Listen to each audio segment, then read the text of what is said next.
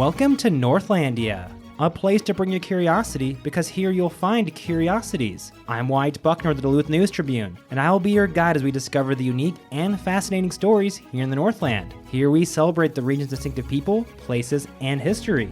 In this episode, we look at a Twin Ports film club that's thriving after nearly 40 years. Let's venture forth into Northlandia. To talk with us about this Twin Ports film club, I'm joined again by reporter Teri Cadeau. Teri, welcome back. Thanks for having me. Good to be back in a new space. For those who, you can't see it, but we're in a new space. This is our first Northlandia recording in our new Duluth News Tribune building. We have vacated the building that we've been in for, like 100 some years? I'm not the person to ask, but a long time. It's a new building, smaller space, dedicated room, but no background flickering fluorescent light sound. So that's kind of nice. And now, with the new building, we're actually coming back with kind of an older story, or throwback of sorts, with maybe a little bit of an update in here. Yeah. So, Teri, this is a story that you originally wrote back in the fall of last year, I believe? It was December of last year. December, yeah. Okay. But it was in 2022, though. Yep. So pre-podcast era. Yes. I think I was talking with Jimmy a while back about how there's going to be, the pre-podcast era and post-podcast era. That's how we the dividing line of Northlandia. Yeah. So what is this club exactly, and how did you find out about it? So the official name of this club is the Busybodies Tent number 60 of the Sons of the Desert. That is a name. That is a full name. They go commonly by the Busybodies, which is a name that they got from the group that they're fans of. They are huge fans of Stan Laurel and Oliver Hardy, also known as Laurel and Hardy. They're a really, really well-known, at least to me and to a lot of people, a really well-known comedic duo who starred in I think they first got their start in silent films, and then they transferred into doing more slapstick comedy. They were a comedic duo. One of them was kind of the dumb one, and was the more serious one. And they're fans of that series of shorts and films and everything. And they get together once a month or so, depending on the month. They have a schedule that they keep, and they watch these old films on film display. They get together and watch these together, and they laugh and enjoy it. And how did you come across this group? How did you discover this avid film group? So I discovered them on Facebook because I just saw the words Busybodies and the Tent 60 Sons of the Desert. And I saw pictures of people wearing fezzes, and I was like, what is this? So I was looking for ideas on Facebook one day because I'd found their Facebook page several years ago. I don't even know how many years ago. And I kind of followed it just to see if they were still active, if they were still doing things. What is this anyway? And it took a long time for me to figure out what exactly they were. Basically, they're, like I said, a Laurel and Hardy fan club. And it wasn't obvious what they were because, like I said, I just saw pictures of people wearing fezzes and getting together. I wasn't really sure what that is. Because, fezzes and kind of mostly older men getting together. That could be a couple of different organizations. But I'd never heard of the term Busybodies before, which, by the way, the name of their specific club comes from a Laurel and Hardy short film called The Busybodies. That makes sense that they pull the name from one of the shorts That's what most of the tents, they don't go by clubs, they go by tents. Okay. That's what most of the tents call their organization, their tents after. They name them after a favorite film or a favorite short. And there are plenty to choose from because they were in a lot of them. So is this like a Laurel and Hardy reference with the fezzes? What's that? Yeah, what's that so about? Sons of the Desert was a really well-known, I think it was maybe the last Laurel and Hardy film. Don't quote me necessarily on that, but it was one of the more well-known feature films starring Laurel and Hardy. And so it was them being part of some sort of an order or a club called the Sons of the Desert. And so they wore fezzes in the film and they got together. So when they decided to create the fan club, and the fan club was created in the 1960s, I want to say, shortly after one of the members, or one of the two, passed away. And so they decided to name their group after that film, Sons of the Desert. Gotcha. And so how did the Twin Ports come to have a group of dedicated Laurel and Hardy fans? So this came about in a couple of different ways. So the club originally started in 1985. It was started by an unknown individual who was about 18 or 19 years old at the time, who advertised that he was going to be starting a Laurel and Hardy film club. and put the word out. And I guess I'm not sure how he got it out, but Dave Kerwin heard about this club, and he went over and he started attending it. And after like a couple of sessions, the guy who started it was like, I don't really want to do this anymore. Do you want to run it? I'll give you all the stuff if you want to keep running it. And he was like, I don't know how I'd go about that, but sure, go ahead. And so he gave him all the stuff, and they started running it. He reached out to a couple of other people who had started coming, and they started their Sons of the Desert tent, and they kept it running. Why there's an interest for Laurel and Hardy in the Twin Ports kind of goes back a little bit further to when it's like the 1950s-ish era. There was a kids program called Captain Q. It was a locally made program here in the Twin Ports, and I think it was a weatherman. I'm not sure exactly the details of how Captain Q came to be, but what he would do is he had several shorts that he would show to kids, like Laurel and Hardy, the Little Rascals, that kind of era of film shorts, because I mean those were in the kind of public domain, not public domain, but they were able to be shown on TV, and so he would show that, and it was always on around the time the kids got out of school. So a lot of kids in like the 1950s and 60s grew up watching Captain Q and got to know like Laurel and Hardy.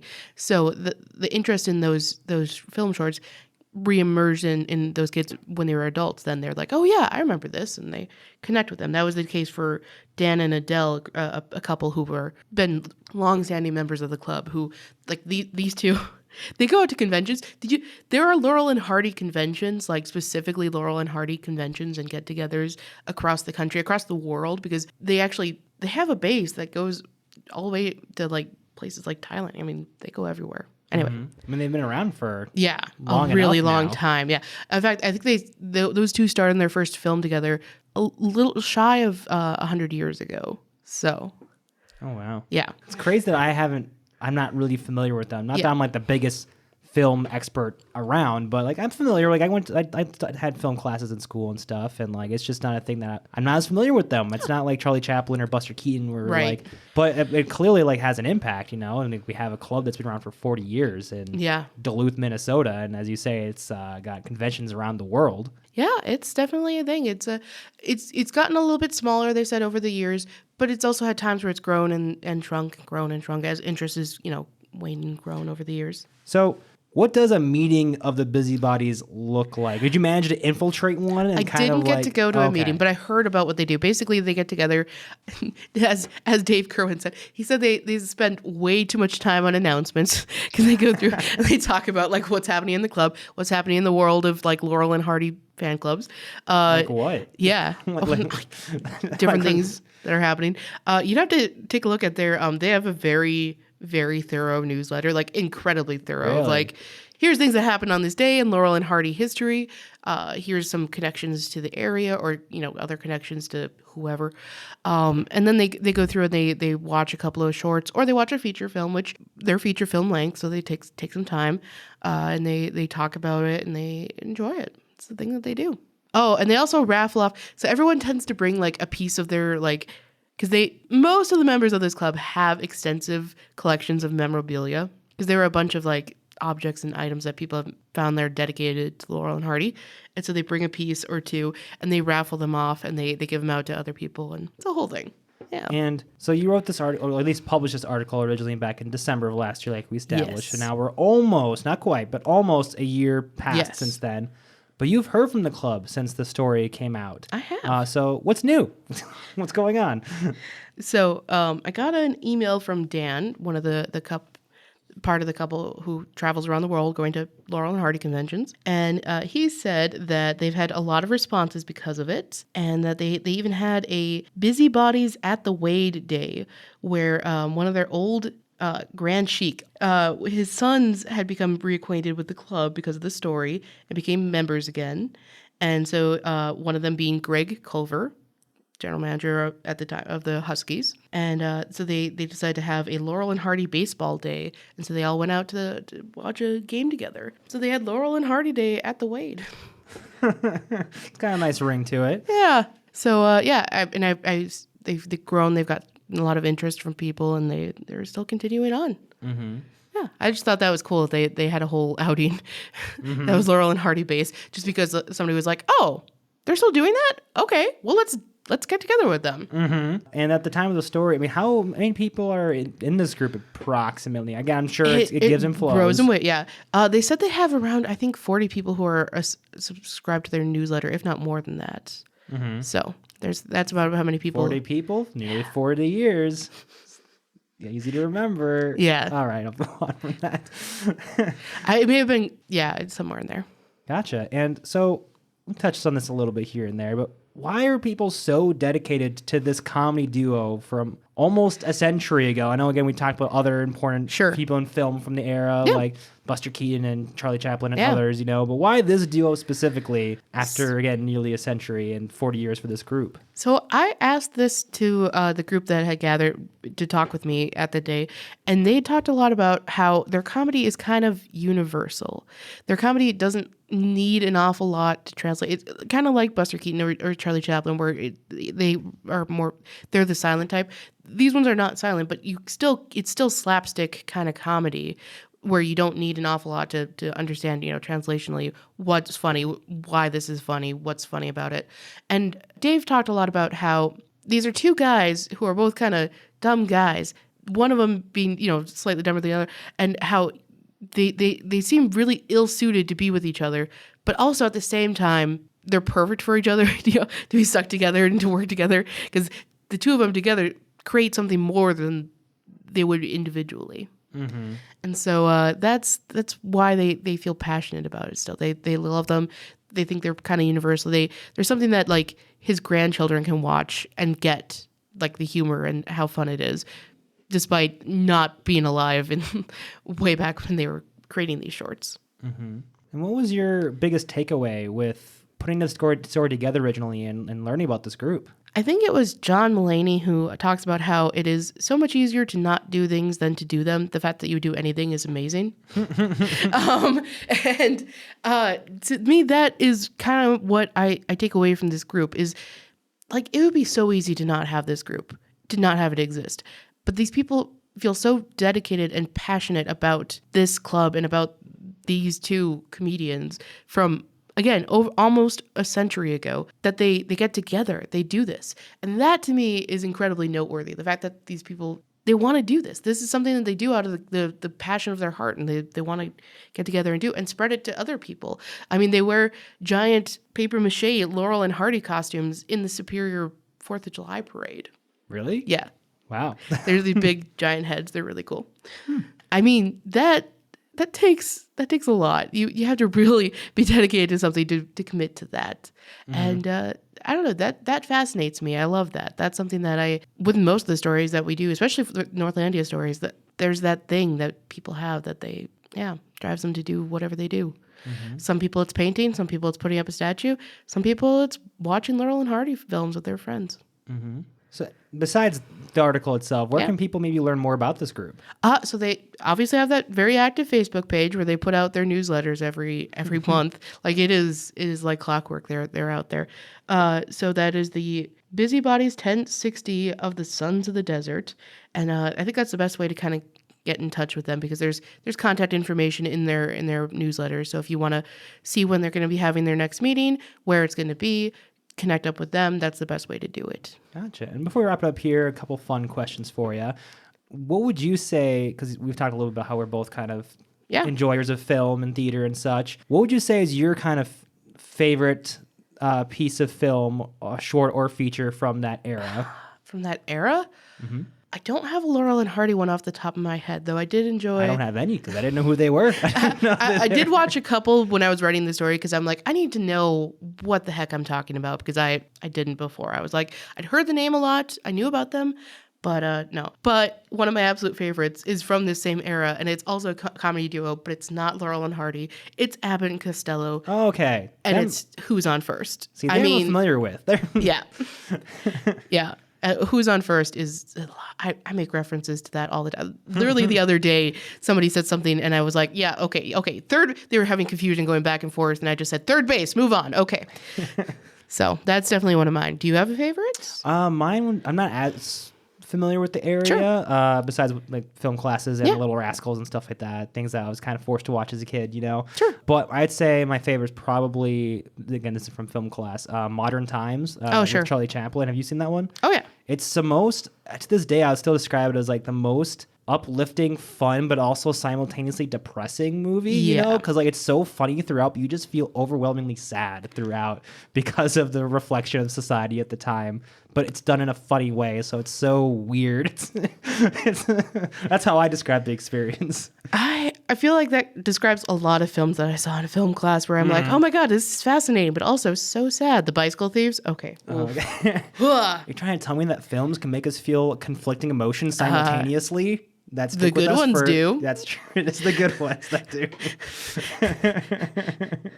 Some of the not so good ones might make you feel disgust and also awe at the same time. No. Mm-hmm. And my last fun question for you: if you were to somehow start your own fan club, Okay. that can maybe be carried on for many years, what topic, film, whatever, would you have it be on? Oh, what a good question. Okay. So, yeah, it's going to be this one. It's not a very well-known piece of media, but it's something that I love very much and return to very often. Mm-hmm. It's actually a Canadian TV show called Slings and Arrows, which is a show about a Canadian Shakespeare festival that happens in... It's not real, but it is like based on a real Shakespeare festival that does happen. But it's not actually based on it's fiction. Mm-hmm. But it's about what happens, the shenanigans around the theater, and it's a really good time. But then it's also a really good look at Shakespeare and his different tragedies. And it lasted for 3 seasons. It stars Paul Gross, and it's just it's an incredibly fun film, or not film. Excuse me. Incredibly fun series. I love it. It's gotten me into other, like there's another TV series starring Paul Gross called Due South. A lot of people might be more familiar with that one. Okay. And that's about a Canadian Mountie. It's a great show. Dudley Do-Right? Kind of like Dudley Do-Right, but actually good. How dare you? It's all subjective. It's all subjective. It's all subjective. It's all subjective. Not like as slapstick as that. It's more a little more serious. Mm-hmm. And so that they have like conventions and get-togethers. I found the fan club for it, and I'm like, really? Interesting. But I've never gone. I'm not that deep.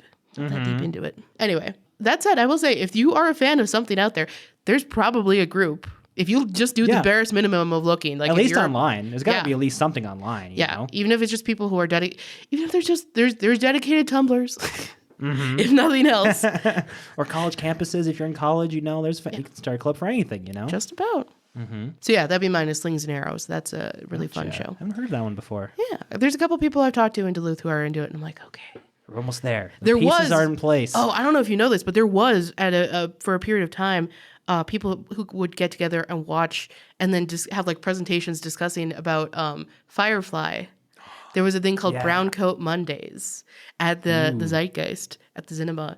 And they would get together and they would watch an episode or two, and then they'd have a presentation on like the Mandarin English language that they speak at times in the show, or about like other things. I went to a couple of those. That was really fun.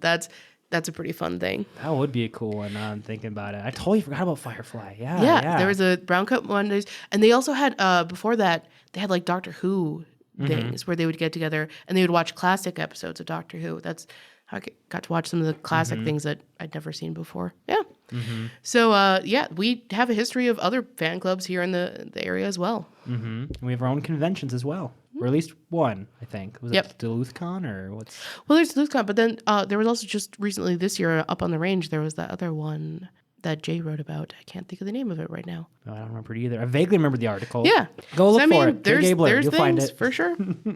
All right, Teri. Well, I think we'll wrap it up there. Thank you so much for joining us. Thanks for having me. And thank you for joining us on this venture into Northlandia. To read the article for this previous column, as well as see photos, follow the link in the episode description. You can find all the episodes of Northlandia on Apple, Spotify, or wherever you get your podcasts. If you or someone you know has a unique story that you believe could have a place here in Northlandia, let us know by emailing northlandia@duluthnewstribune.news. Join us again next week and discover the extraordinary stories you just might miss if you're on the right place at the right time, ready to step off the beaten path with no rush to return. here in Northlandia.